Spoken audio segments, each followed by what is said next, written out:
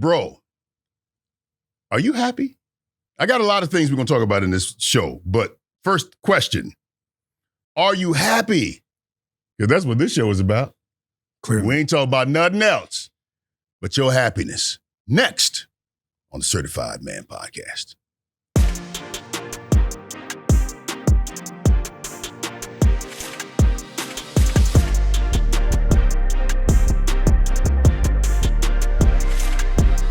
What's going on, family? Welcome to the Certified Man Podcast. My name is KD Bowe. I am the founder of Man Up Certified.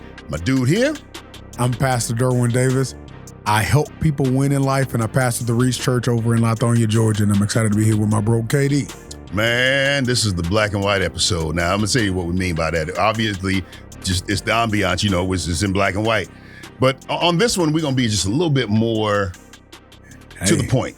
It's raw. It is what it is. Not too much dancing on this one, you know, and just going to kind of express it a different way. So why not make it look and feel a little different? Very much so. Many men are in a state where they don't even consider their own happiness. Right. They don't even consider their own happiness. Why? Because the happiness of others, the stability of others, the well-being of others is more important. And dare I say that for some, happiness is secondary at best, optional at worst. If you're happy, cool. If you're not happy, oh well, you're functional. Yeah. That kind of hurts my heart to say that, bro. You're functional. I don't know why they hit me so hard, because there's a lot of men that are listening to us today and they feel like that, man. They feel like I am only as good as what I do. And what I want and what I need and what I desire is not even a thing that I even focus on, because I ain't really going to get it anyway. Not just in my home, but in society and in the business world, et cetera, et cetera. No. Today, we are making sure we come front and center and let you know that your happiness is important. And we're going to talk about some ways to get you to happy. But first, let's dial it back a little bit. How did we get here?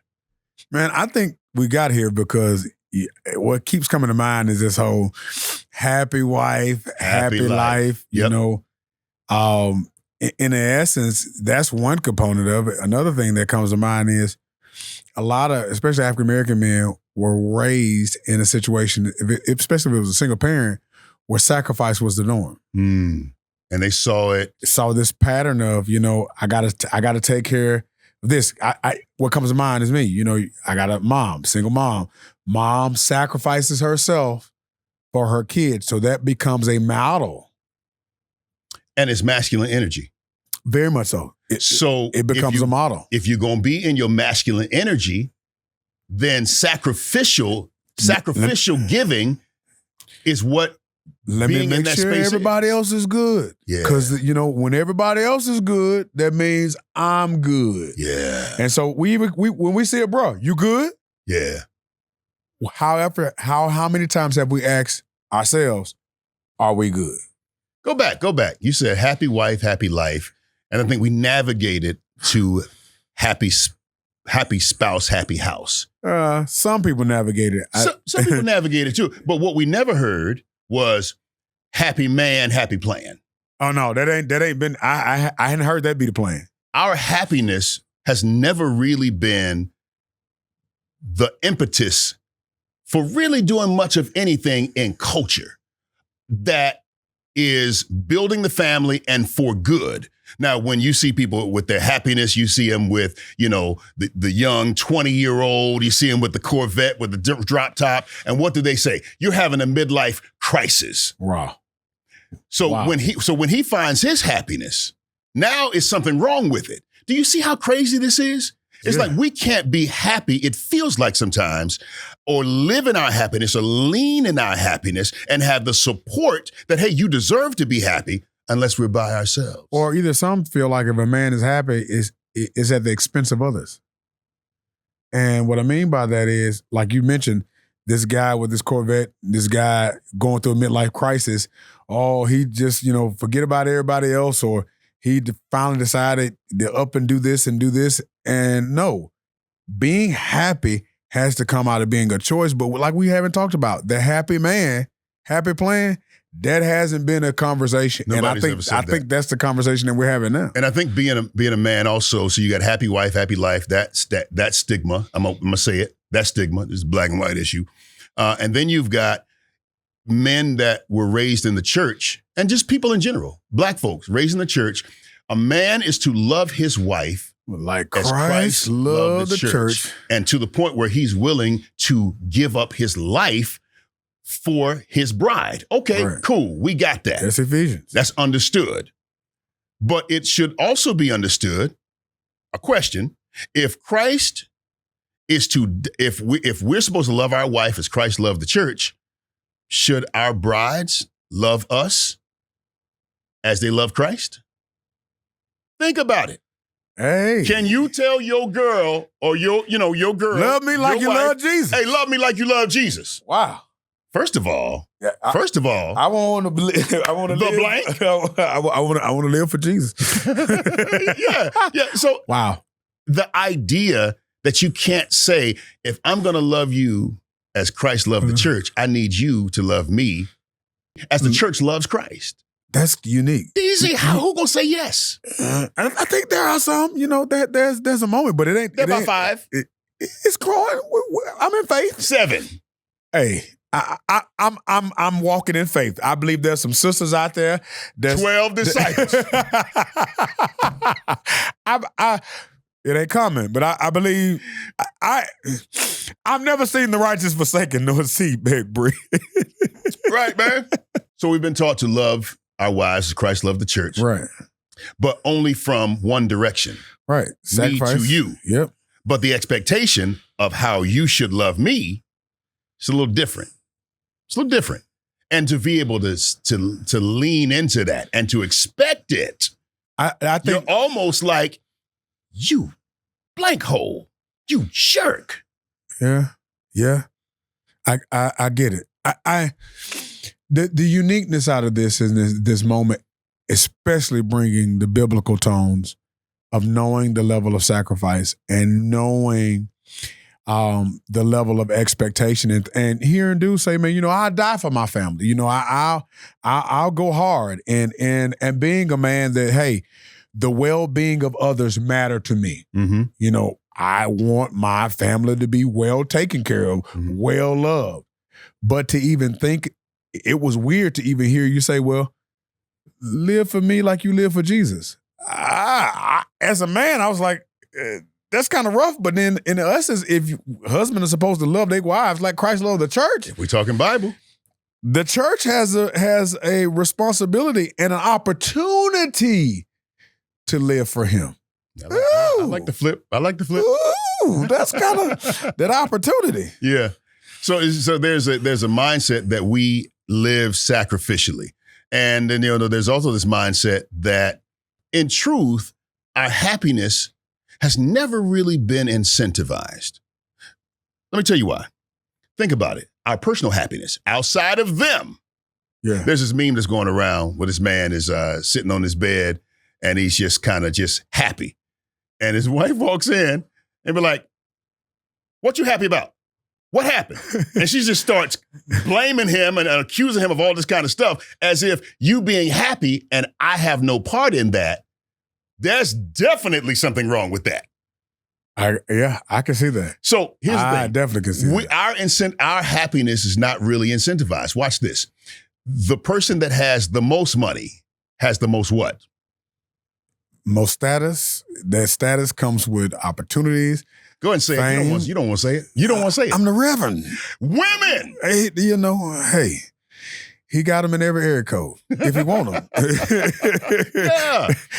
So if you have more, then you have more eyes on you. You have more adoration. You have more praise. So what do we do? For the most part, even if it means pushing ourselves beyond our physical capabilities, we want to make sure that we are in a position to be able to garner what we feel would make us happy. Mm-hmm. Our happiness many times is externally driven, and I don't believe that is true or that is accurate or that's right to be, but it's externally driven. All right, so let's go to the animal kingdom. Elk. The elk that have the biggest horns are the ones that are most attractive to the female elk. Yeah. Consequently, those elk die 50% sooner than the female elk because the weight of the horns decrease their energy and reduce the calcium in their body. Wow. Just to maintain that. But the sad part is he wouldn't be able to get as many of the female elk if he didn't have the big antlers.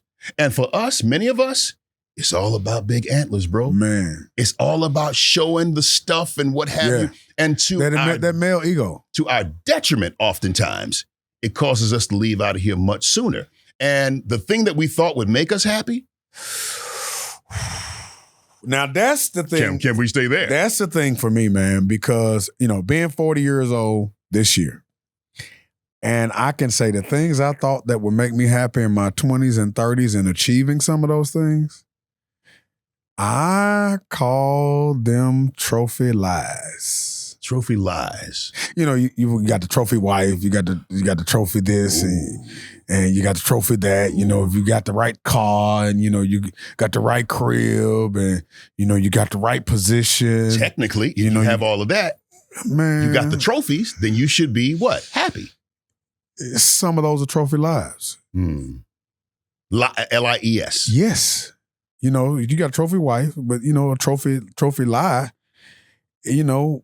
does she looks good, but does she really want you? Dang, bro. Would you have gotten her if you didn't have all this stuff? If you didn't have the big antlers? And that's a whole nother conversation too. I can't even. I'm just saying. This family friendly. I can't even. I'm just saying. Because there's some stuff that you got access to when you get to a certain level, but is it really what you thought it was? You get a certain fame and notoriety, you got a certain status on you, but are they there for what you represent? And that's where the happiness, because you chase this for that. You chase the bag, and now you got status, you got ego, man. There's some stuff that I thought, man, when I get here, oh man, I'm gonna be happy. On the other side of it, it does. It brings certain things, but if you're not careful, in the words of Solomon, it's vanity of vanity. All this vanity. But you know what I don't want to do though, bro? I don't want to demonize women who are given to hypergamy. I think that a woman's nature is just, if I can make up a word, hypergamistic. And hypergamy basically means is you are attracted to or desire higher status, higher. Oh yeah, ain't nothing wrong with it. And right. And that is something that is steeped in masculine energy. And if you are in your feminine energy, then you're going to be attracted to that. Right. A lot of women are hypergamistic. Okay. Right. I don't demonize them for that. Right. I just feel like you have to scale and you have to grow for your own reasons or for your own purposes. Right. Because if you're only doing it for them, then you're going to be highly disappointed if you're not in that position anymore and they choose not to stay, then you're going to be crushed. It's when your identity is tied up in the things. It's tied up in the money. It's tied up in the women. It's tied up in the status. It's tied up in your position. It's tied up in all of those different things, man. I really believe that a lot of individuals go through midlife crisis because they realize even when they get these things, that stuff don't make you happy. You know, more money sometimes means more problems. It always means more problems. You know, certain statuses come with certain responsibilities. You know, the higher the level, the higher the devils. And if you're not grounded in who you are, you thought this thing, when you get this, make you happy. Man, I've seen some people in some great, unique situations blow their brains out because that's not true happiness. And I think that we have to be on the front end of defining what makes us happy, because what I find that we're doing is that we're double dutching into somebody else's expectations about what a man is, what a man's supposed to do. I'm so sick of folk who ain't never had a daddy, ain't never seen a great relationship, or have their rubrics of what a man should be.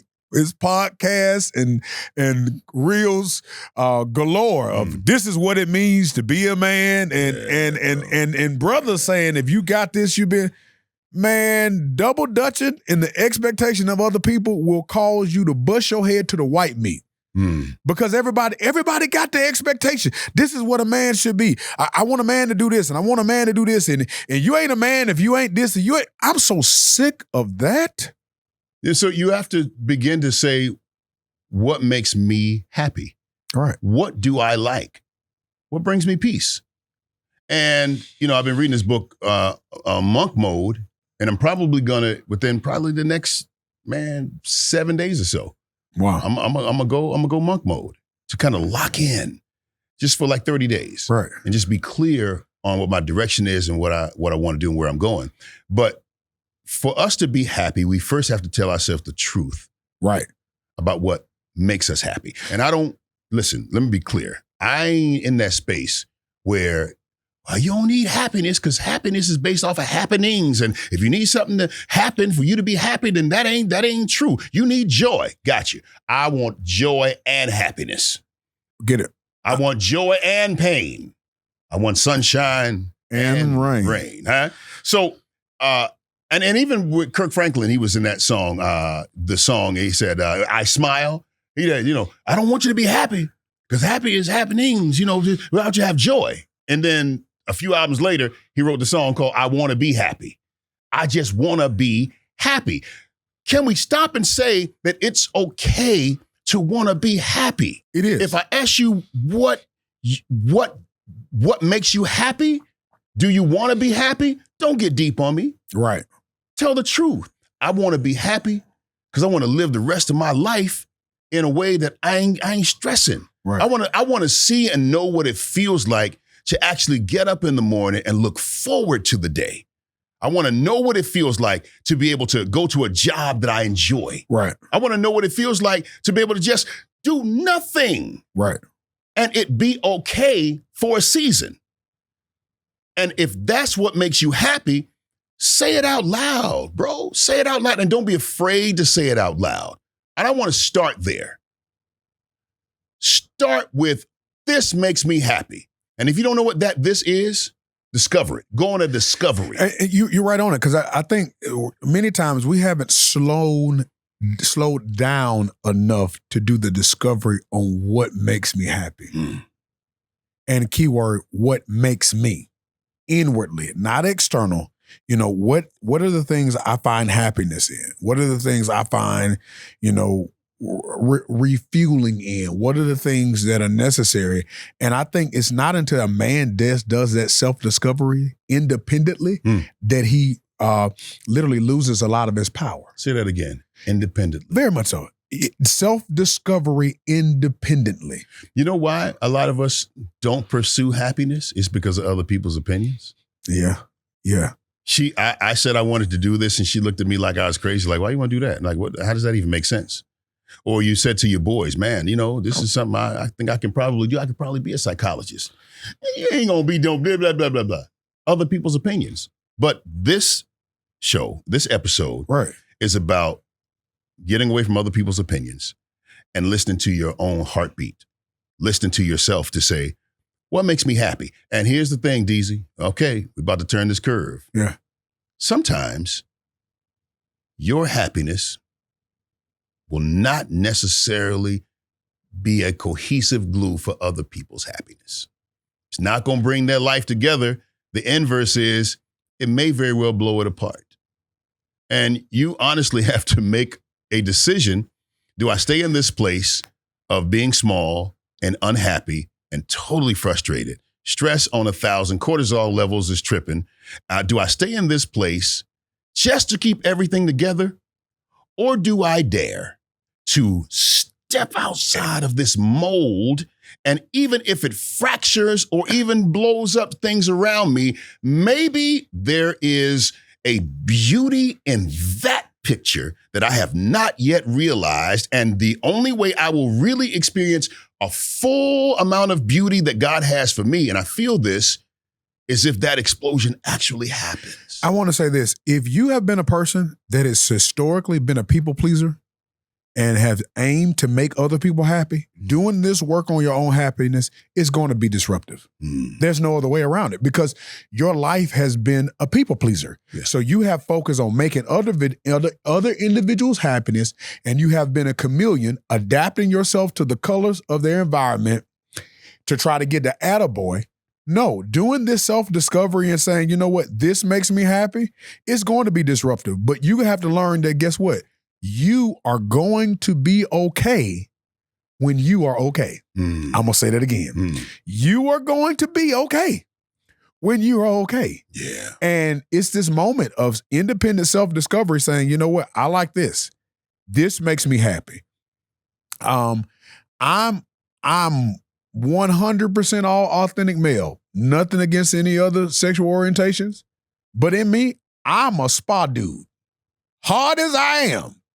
Put me in a spa, that's my zone. By myself, spa land, massage, harmony, wherever. Is the spa on Buford Highway, perhaps? No, it ain't on.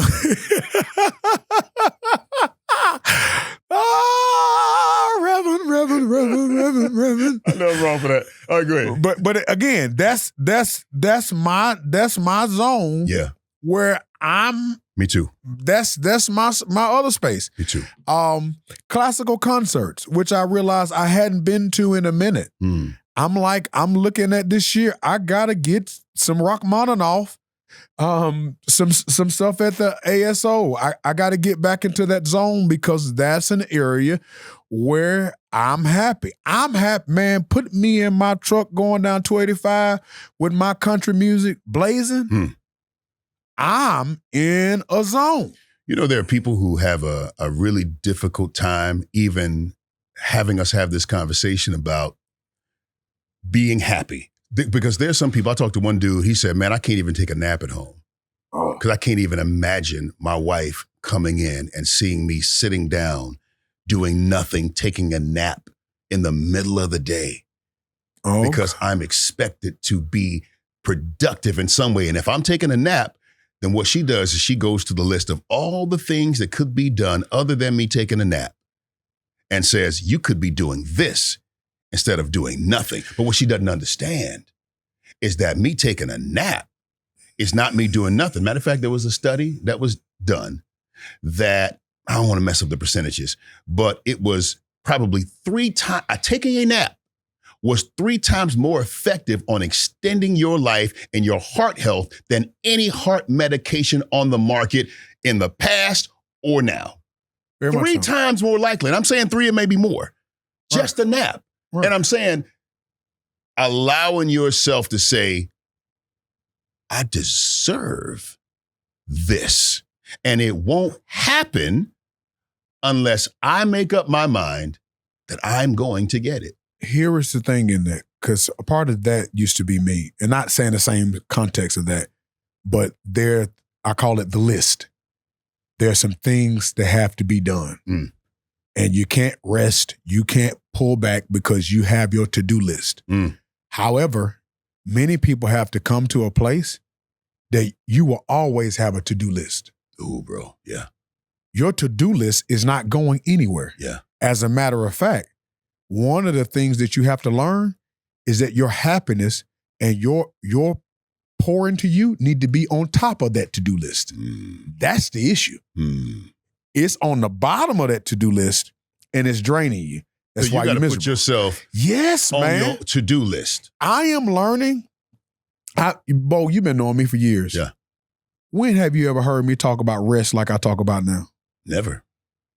There are times, bro, you know, I can kick it. But you'll call me and you'll say, hey man, I got to do this. It ain't cause I'm kicking it with Bowe. It ain't cause I know about what I got to do and what's coming. I need that what? Rest. That rest. Yeah. I gotta pour this time. And what I'm learning is when you can't prioritize you can't give it all you got. You got to learn to give you all you got so you can give it all you got. Yeah. And stop, I'm going to say how I feel it. Wow. You half-assing yourself and you half-assing your life. Yeah. Yeah. Yeah. Well, let's just jump right into it, man, because it's a lot of things that we want, a lot of places that we want to be, and a lot of ways of happiness that we want to live in. Whose job is it? It's your primary job for your happiness and no one else's. It's not, can anybody make you happy? But my wife and I are one, so that means it's her job. Man, you are one. The two shall become one. I think one of the most miserable things ever in life is to try to join yourself with someone who ain't happy and think y'all gonna be happy. When people are not happy, I don't care what you do. You can't make somebody happy. They'll find something wrong in any situation. They not happy. You cook grits. I want it toast. You cook the egg. You fried it. I want it boiled. When people are happy, they're grateful. They're thankful. They're optimistic. Your happiness comes in with you, man. I think when two people who can focus on their own happiness and then come and share that with each other, I think it's amazing. But if you with somebody that's unhappy and you like the two shall become one, you're going to be unhappy too until you make up your mind to be happy. So happiness is my job always, or if I'm single? Happiness is your job primary. Whether you're individual or whether you're single or with your relationship, it's still your job primary. What I think we have the opportunity to do is when we're in relationship or we're in brotherhood or whatever, other people get to be secondary. They get to accompany the happiness. So if their happiness, if they don't do what they can to bring a level of happiness, then guess what? I'm not unhappy. I'm still good. Yeah. We just have an opportunity to share the happiness. Yeah. We have the opportunity to multiply the happiness. But guess what? 1 times any other number is still the same number. Yeah. So if you haven't multiplied your own happiness, you're not going to make an impact. You're expecting somebody else to do something for you. You're unhappy. At the most, all you're going to be is a weight. You have to see yourself as an individual that's going to pour in your own happiness, and that's your primary responsibility, not anybody else. So people can make you happy though? I think people can do things to magnify your happiness, or I think people can do things to accentuate your happiness. I used to think people can make me happy. I'm learning, this is me. I'm learning, no, people can magnify or multiply my happiness, but no, you can't make me happy. Ooh, that's so good, bro. That's so good. So technically, if I already know what my happiness is and I know what those things are that bring me happiness, man, I won't look in the direction of something that does not mirror my happiness. So if people can make you happy, can they make you unhappy? That's where I'm getting to. Yeah. Because, and I'm having to grow in this area so much because I'm having to grow in the area of my anger. And what I'm learning is to take authority over those areas. If you can make me happy, you can also push my buttons.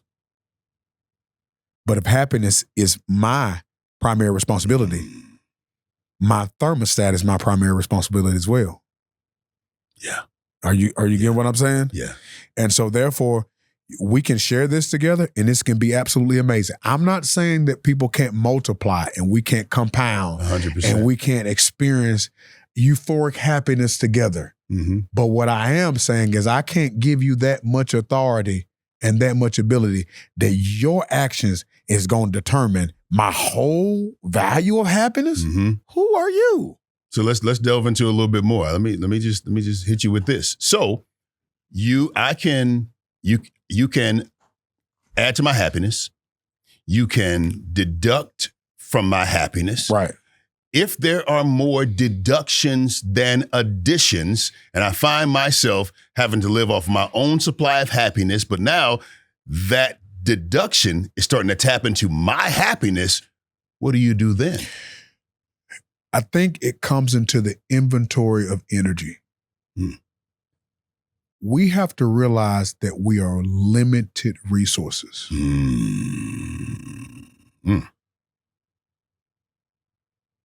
There's a capacity to us. Wait.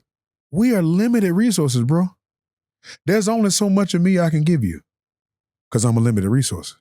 I don't know why that lands interestingly with me. Because sometimes we think we put on our Superman cape. And we hide behind God. Yeah. Because with him, I can do all things. You're right. You can do all things, but should you do all things?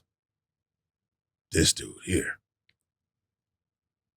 I can do all. I can do all. Should I do all? And when should I do the all? Because even the all has a numerical value. If I can do all things, what one do I do now? One of the things that I'm growing in when it comes to happiness is being aware of my energy. What level am I on? How much energy does it take when I'm interacting with you? How much energy do you bring to me when I interact with you? Because if I'm not careful, I can overdraft by letting you interact with me or by me giving too much. This is funny. Whoa. Yeah, this is funny. Whoa. Okay, I'm gonna come back to that. No, really. I realize that I often tip too much. And there's some places I do. There have been times I've tipped literally what my whole entire meal was. Why? One, I've always wanted to be just a generous person.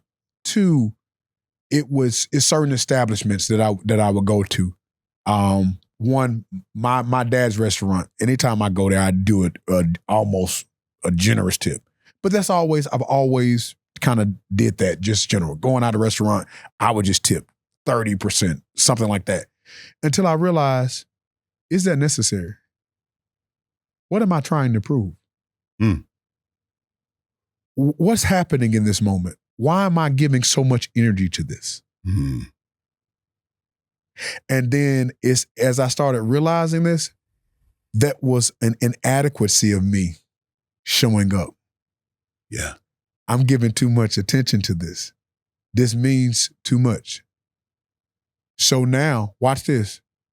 I can take a little bit of that back for me. I still tip 20, 25%. I don't have to prove to you that I'm more than. As a matter of fact, me proving to you that I'm more than is actually me admitting that I feel less than because I got to try to show up and prove to you that I'm more than. Yeah. No. Yeah. Let's just use that as a metaphor. Right. Let's use tipping as a metaphor.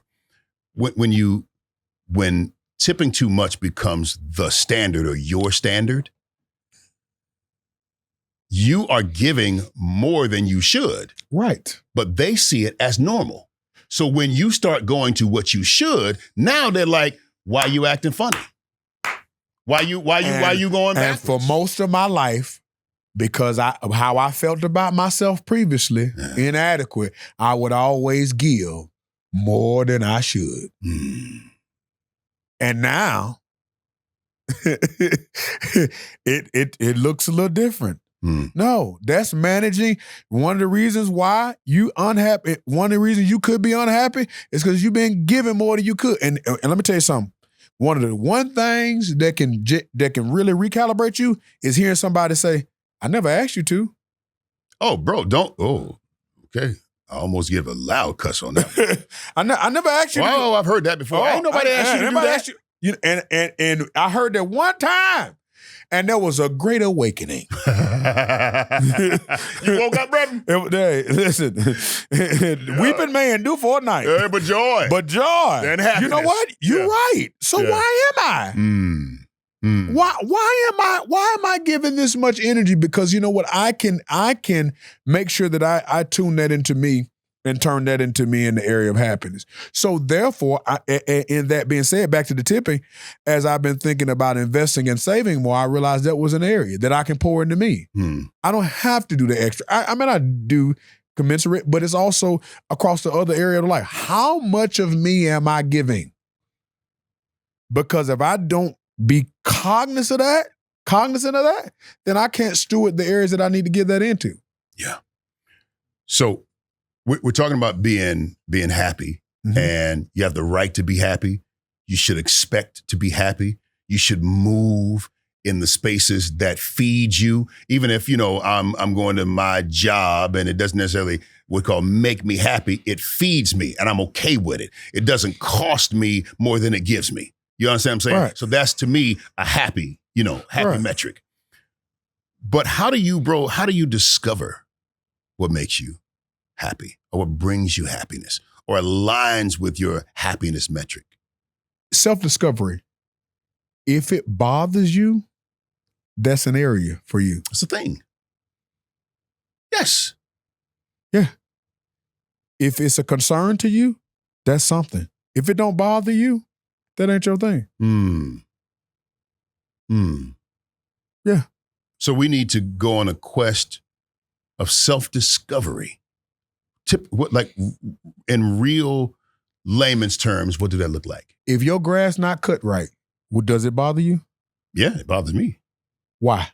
I'm a grass man. You a grass man because when it's not right, it bothers you. Oh. Yeah. So that being right is an area that helps you in happiness. And I know it. So being a steward over that. And it doesn't matter who else doesn't like to cut their grass. I do. So it doesn't matter. Oh man, this is good. So outside of me, for me, this is what this means to me. Ooh, bro. So it's like, I'm gonna have to go here, bro. So it's like we have to redefine certain narratives or certain stories. I'm gonna talk to you a little bit about story. Mm-hmm. All right, watch this. All right. Rebel. Rebel. All right. So no, that's Deacon Bowe. yeah, them niggas be drinking, So if I ask you what this is, what is it? I know it's a drink. I don't know which one it is. All right. So this is Eagle Rare. It is in a heavy old-fashioned glass. It's about 1.5 ounces in here, and it's Eagle Rare 10-year anniversary bourbon. Okay. That's what it is. What does it mean? That's an interesting question for me because you're asking what does it mean, and I don't know what it means for you. What it means, you finna have a drink. Whatever you say about this outside of the facts of it is story. A story. And if you make up one story, you can make up another one. Because stories are not facts. It's just how we see something and how we interpret it. One story about this is, hey, ain't you a Christian? You drinking liquor? What is that about? What does that do for the world that's watching? Right. Another story could be, oh man, my parents were alcoholics and they left us for days on their drinking binges. Okay. Another story is, oh man, you know what? That's the kind I got. I've been looking for that. Where did you get it? Man, you're that kind of dude. You got Eagle Rare? My point is, we have to have the courage to go back and check some of the stories that we have told about ourselves, DZ, our capabilities, what we're able to do, what we're not able to do, things that people told us about ourselves and we believed it. And so you're living under your privilege. It's like, I can look at you and I can say, yo, you could actually be very good in this space. But if you don't see it because of the stories you're telling yourself, there's a certain part of happiness and even fulfillment and effectiveness that's going to always elude you. Because of the story you telling yourself about what happened. How this played out, you have a story attached to it, and that's robbing you of your happiness. Oh my God. Yeah. And the courage is being able to go and grab those stories and look at them a different way and say, maybe, just like, man, that's a whole podcast back by itself. Maybe there's another way to think about that. We as humans have so many stories that come from our experiences, our pains, our traumas, and our past. And that moves over a situation that robs us from our happiness. Mm-hmm. Because we're thinking somebody doing A, they really are doing D, but we got a story for A, B, and C. Come on. And so they did D, but we see A, B, and C. And when we even ask them about D and they don't answer D, then we see E. Wow. Does that make sense? Yeah. I think it makes sense. Rev, you good? Oh, I don't know what happened, man. I think it has a hole in this thing here. Put it over there. Yeah. But the truth is, we had to have the courage to really look at our stories and say something else about it. Because if you make up one story if you arrive at one story, you can arrive at another one. And Man, stories, and I'm saying, man, if we can live in that space, DZ, that outside of the facts of a situation, everything else outside of that is story. And stories are not real. No. Stories are what we think and how we feel about something, but it's not real. And if you can make up one story, you can make up another one. Wow. You can arrive at another one. Man, and in order for us to be happy, we got to be okay with saying, happy wife, happy life. That ain't my story. Right. You understand what I'm saying? Right. The biggest antlers in the room wins. That ain't my story. Yeah. I don't want it to be my story. Man, this is so powerful about these stories because I really think that a lot of stories have robbed us as men. And really being able to go back and manage that energy. Oof. Because that's what I'm like. There's currency in that story. It's what I realized when you was talking about stories. I was thinking about the hitting things that are on auto draft that are automatically debiting out of you. Oh, okay. You gonna go there? Yeah. Let's take it there. So, whenever you have a story on something, it's a recurring draft, and it's often hidden, and you're wondering what took place and what happened, and you're wondering why. It's like I didn't swipe that. No, that story. That recurring draft that happened in that moment that just keeps drafting by, and you could have so much more if you check that story. If you change the nature of the story from a draft to a deposit. Oh, very much so. You can have a draft or you can have a deposit based on the story that you tell yourself. DZ, come on, bro. Yes. You said that, bro. Yes. So, okay, all right, so watch this. All right. Work with me. Go. I'm in a situation where my wife won't let me do XYZ and she never seems to be happy and I don't know what to do. That's a narrative. That's the draft version. Give me the deposit version. In this situation, this man has given away a power or energy that I'm not sure I know the full story of. His story is, my wife won't let me. I don't know the thing that's there, but here's one thing that he can take back authority of, is realizing that every decision you make is your decision. You saying your wife won't let you is you giving away a level of authority. Here's what I want to know. What's the story behind it? Because your wife has a story why it's an issue. And I don't want to negate her perspective because she may have some valid reasons why this is a concern. But you as a man have an opportunity to stand in what you need to take ownership, to make a decision, but also be able to get into a place to hear what's the concern of the wife and get into that and challenge and narrate that story to move into a place of power and authority. I love it. So your decision can turn it from a draft to a deposit. Yes. So your decision about how you move with everything around you can turn the story you tell about it from a draft, which is costing you, to a deposit, which empowers you. So go ahead. Like my wife won't let me. Is your wife not letting you because you're indecisive? And when you make a decision, you're indecisive about it, what end up being her responsibility. So she don't want to let you do this because she feel like you're going to drop the ball and it's going to be her. So she like, no, I don't want you to do such and such and such. Because you got to get to the story. Yeah. Yeah. You got to take responsibility to pull this back. Why is this area passing? This is an area of trust. Yeah.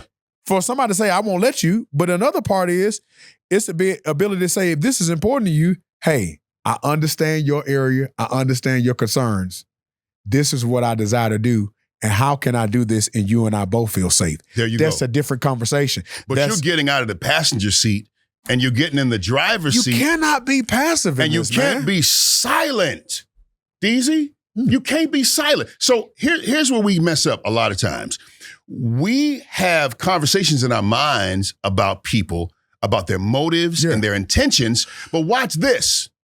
We have a whole lot of conversation here, but not a lot of conversation here. And it's important. I'm guilty. Bro. And so you know what? So sometimes my wife would come home and she would talk about certain situations that happened. And I would listen to her and I would ask this one vital question that always ticked her off, but I would know I was right. I said, well, what did they say when you told them that? What do you mean? I didn't tell them that. Oh, you didn't tell them that? So they don't know what your intentions are, what your thoughts are, and you are now assuming what theirs are. You see the conjecture that happens in this? Yeah. And it's because we choose to be silent everywhere else except here. Right.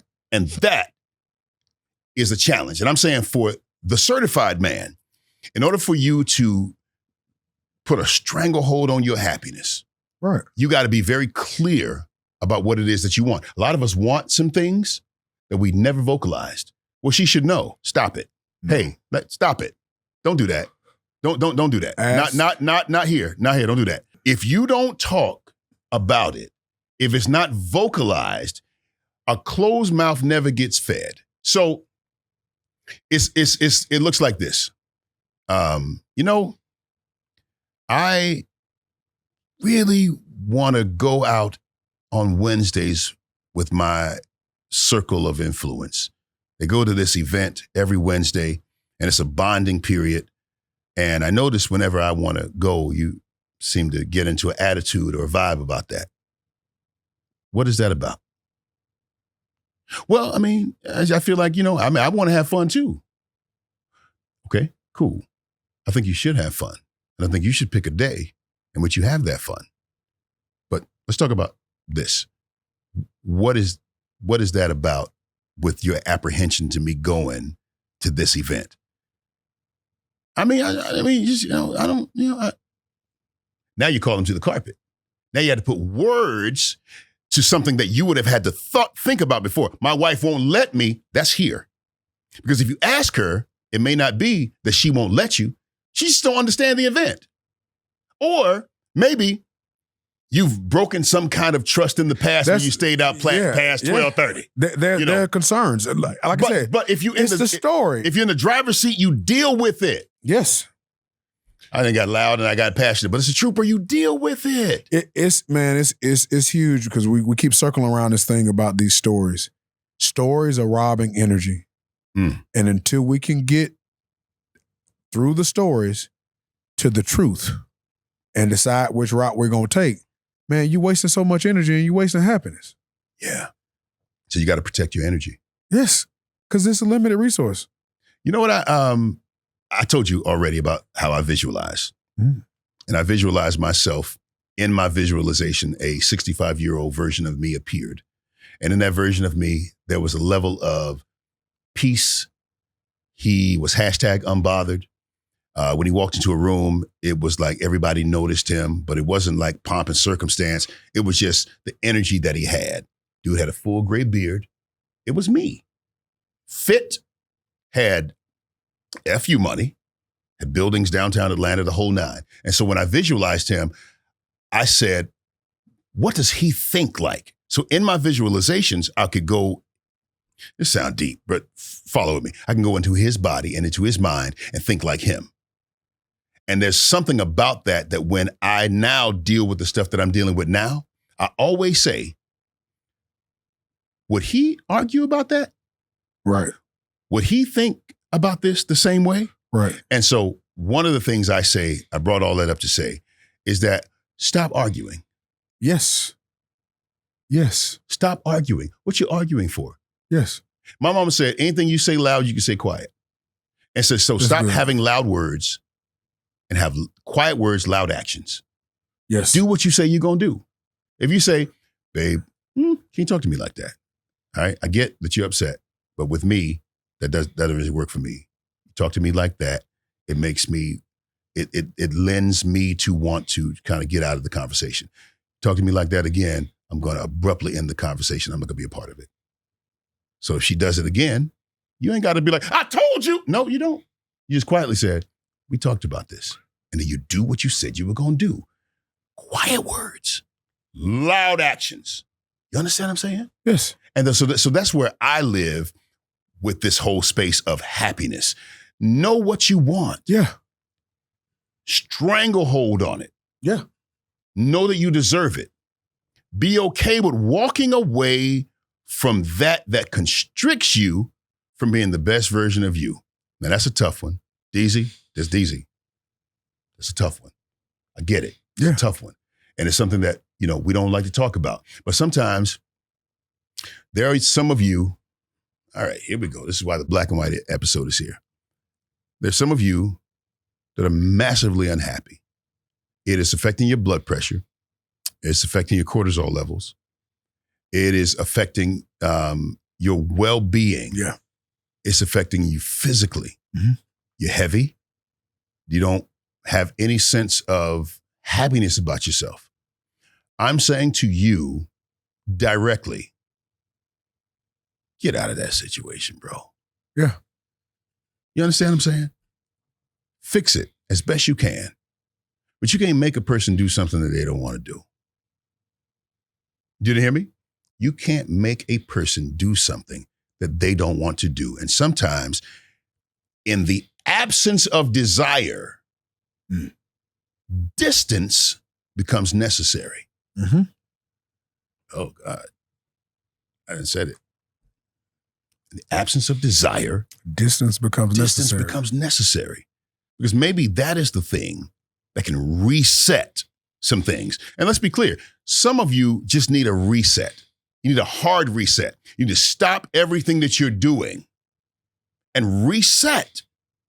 Because you've been doing it for so long, now you don't see stuff as it is. You see it as it was. Prime example, if you have not recently spring cleaned your ceiling fans, I want to challenge you today to go home and look at them. You will find that they are extremely filthy in a way that you just can't believe you let it get to that point. Now, it may not bother you that much, but now I want you to do a second exercise. The second exercise is imagine your most valued friend and confidant coming to the house and looking at those ceiling fans. Doesn't that change it? Yeah. Doesn't that make you say, now I'm going to do something about it? Because I can't have myself out here looking crazy.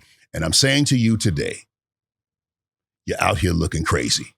If you are allowing yourself to be in a situation where you are being demeaned, where you're being handled crazy, talked to like you ain't got an ounce of sense, you're better than that. I believe you're better than that. You deserve more than that.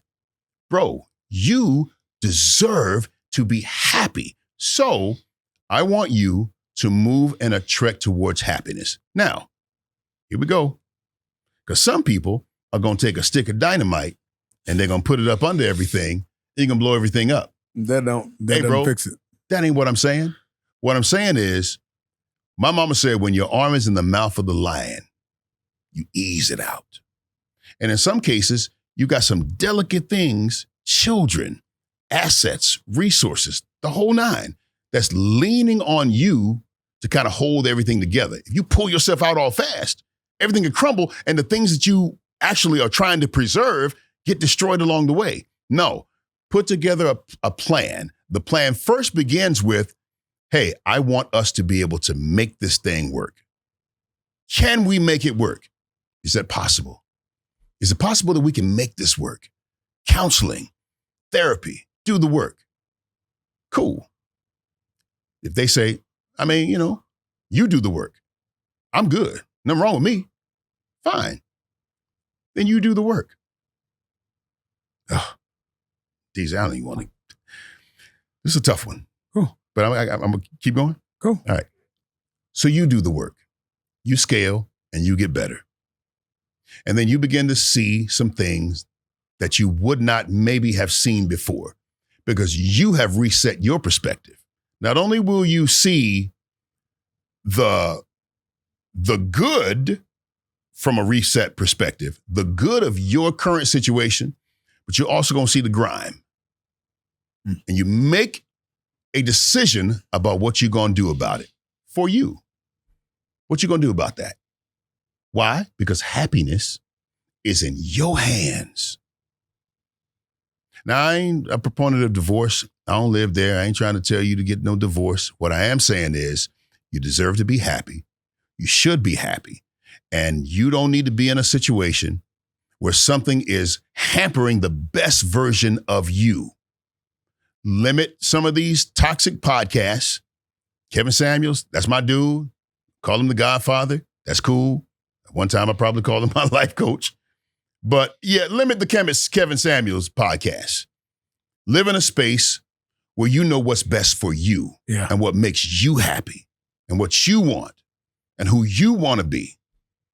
And visualize what happiness looks like. Maybe even what if some international travel is on your plate? Because internationally, they don't look at black people and black men specifically the way they do here in America. Sometimes a hard reset is in place for you to see you first. You want her to see herself? Cool. You want her to see you? Cool. You start with you seeing you first. Start there. And when you see yourself, only align yourself with what also sees you in that space. And I'm not saying that that's not the person that you're currently with, because sometimes that is exactly what it takes. You seeing yourself. Yeah. Because if you don't love you, you don't like you, it's going to be impossible. No. It's impossible for anyone to love you like somebody you, else to love or you, be happy with you when you're not happy with you and you not loving you and you not liking you. Bro, let me say this to you. You have the opportunity to live the life that you desire. And I don't ever want you to feel like your situation has robbed you from it. The one gift that God has given every human was the ability to make a choice. And your choice, positive or negative, can lead you either out or into the garden of your life that you desire. And here is the thing. The choice of that is today. Every moment that you're still alive, you still have an opportunity to make a choice. And here's what. I guarantee that if you work on being the best you that you can be, you're going to make better choices. If you work on you being happy, you're going to make choices from you being happy. And those happy choices can lead to even more happy choices. And so this is a moment. I'm glad we're having this conversation for us to start, for us to be honest. Bro, I'm all right. I'm okay, but you're not. You're inwardly crying. You're inwardly angry. You're inwardly upset. And I'm telling you right now, I see you. But the fact that I can see you is an opportunity that you can be the best you that you can be possible. And guess what? We can take it one step at a time, but we need to do it today. Yeah. And you being happy, that's on you. You have something in your life, I don't care how dark it may be, that you can be happy about, that you can be thankful about. You choose to be happy. Happiness just don't come to you. It's a thermostat. You got to set that. Happiness is just not something that's gonna grow up. Weeds grow, but gardens have to be planted. Open bars. So let's do the work. And I'm proud of you for being vulnerable enough to have this conversation. And I'm gonna say this. I don't know how negative or positive your situation is right now, but I guarantee you a positive you can make a positive impact. A positive you can make a positive change. A positive you can have a positive outcome, but a negative you is gonna be a negative impact. A negative you is gonna have a negative outcome. A negative you is gonna have a negative change. So guess what? You being positive is what's gonna change this thing. Be happy, bro.